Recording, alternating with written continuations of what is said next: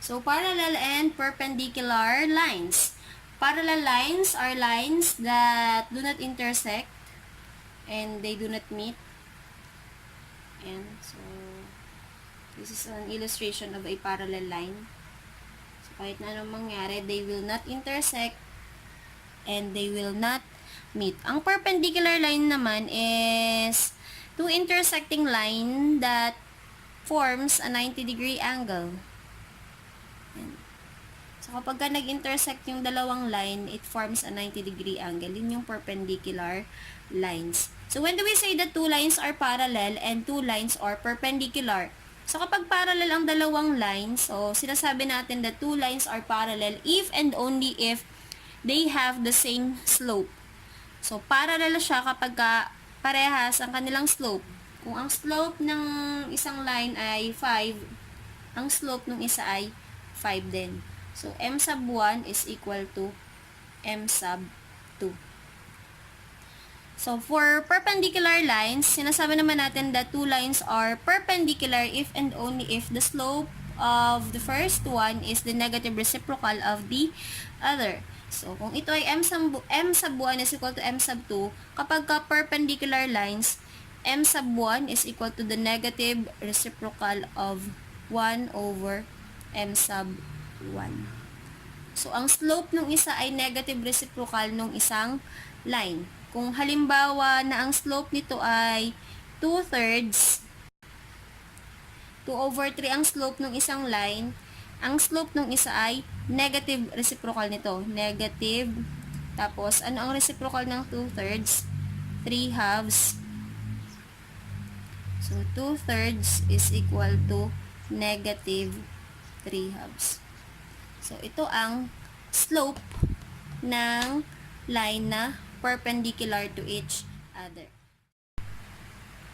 So, I have here two equations of lines. X plus 2y is equal to 6 and 3x plus 6y is equal to 10. So, ito-check natin ngayon if these two lines are parallel or perpendicular to each other. So, para malaman natin kung sila ay parallel or perpendicular, syempre, kailangan alam natin ang slope nila. So, para malaman natin kung anong slope ng dalawang equation na to, we're going to write these equations into its slope-intercept form, which is y is equal to mx plus b. Okay. So, let's do this. For the first equation, yung x plus 2y is equal to 6. So, to write it in the form of y is equal to mx plus b, we have 2y is equal to negative x plus 6. Solving for y. So, y is equal to negative x over 2 or negative 1/2 x plus 6 over 2 is 3. So, the slope of the first equation is negative 1/2. Okay. Sa next equation naman, 3x plus 6y is equal to 10. So, isusulat din natin siya in the form of y is equal to mx plus b. So, 6y is equal to negative 3x plus 10. Then, dividing both sides by 6, y is equal to negative 3x over 6 is negative 1/2 x. 10 over 6 is 5/3. Yan. So, the slope of the second equation is equal to negative 1/2. So, as you can see, they have the same slope, which is negative 1/2. Therefore, these two lines are parallel. For the next pair of equation that we have, so meron tayong 2x minus y is equal to negative 8 and x plus 2y is equal to 4. So, we're going to write this equation also in the form of y is equal to mx plus b para malaman natin kung ano ang slope nila. So, i-check din natin if these two equations are parallel or perpendicular to each other. So, start tayo kay 2x minus y is equal to negative 8. Negative y is equal to negative 2x plus 8. So, negative yun. Negative 1. Y is equal to 2x minus 8. So, ang slope natin dito ay equal sa 2. Yan. M is equal to 2. Next naman is x plus 2y is equal to 4. So, 2y is equal to negative x plus 4. And divide both sides by 2. Y is equal to negative x over 2 is negative 1 half x plus 4 over 2 is 2. The slope here is negative 1 half. So, kung mapapansin ninyo, the slope of each other is the negative reciprocal of the other. The negative reciprocal of 2 is negative 1 half, and the negative reciprocal of negative 1 half is positive 2. So, ibig sabihin, these two equation of lines is perpendicular to each other.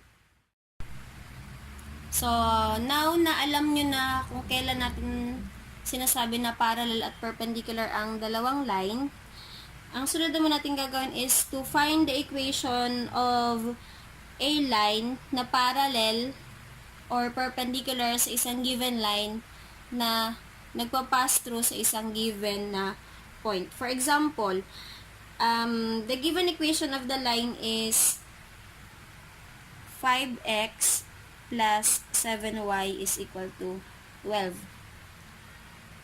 So, we're going to find the equation of a line that is parallel to this, parallel kay 5x plus 7y is equal to 12, that passes through the points 1 and negative 2.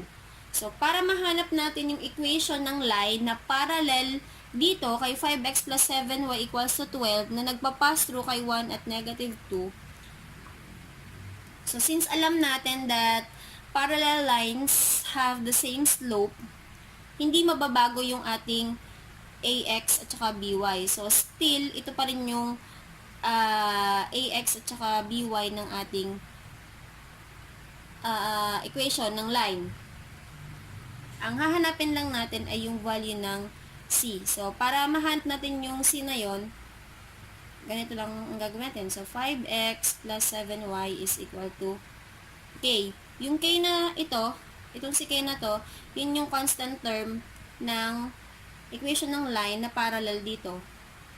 So, gagamitin natin yung points na to to substitute for this x and y. So, 5 times 1 plus 7 times negative 2 is equal to k. 5 minus 14 is equal to k. 5 minus 14 is negative 9. So, that is the value of k. So, ibig sabihin, the equation of the line that is parallel to 5x plus 7y equals 12 passing through the points 1, negative 2 is 5x plus 7y is equal to negative 9. So, ganun lang kasimple ang pagkuha ng equation na parallel sa isang given equation that passes through a given point.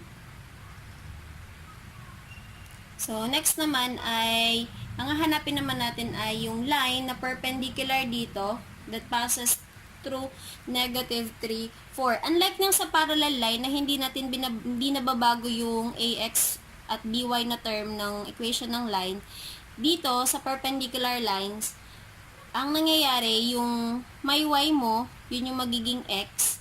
So, kung ito ay negative 3y, ito ay magiging negative 3x. Tapos, yung ax mo, yun ang magiging by mo. Tapos, kung positive siya dito, mababago yung sign niya. Magiging negative 2y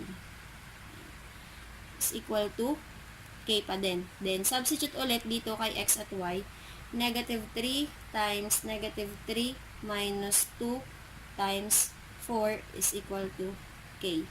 So, 9 minus 8 is equal to k. 1 is equal to k. So, the equation of the line that is perpendicular to 2x minus 3y equals 4 is negative 3x minus 2y is equal to 1. Or, kasi hindi pwede na negative yon yung x natin. So, 3x plus 2y is equal to negative 1. So, this is the equation of the line passing through the points negative 3, 4, perpendicular to 2x minus 3y is equal to 4.